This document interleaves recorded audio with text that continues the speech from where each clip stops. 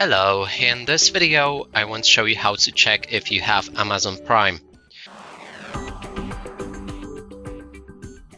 And to do this, first when you visit your Amazon website, here you can find Amazon logo, and as you can see right here, there's no Amazon Prime underneath.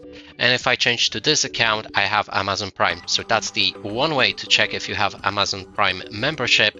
And another one is to click on your account right here.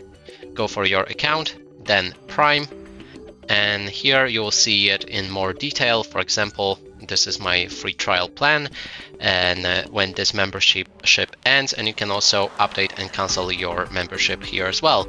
And that's it for this video. Hope you like it. Please consider subscribing to our channel, leave a like and a comment below.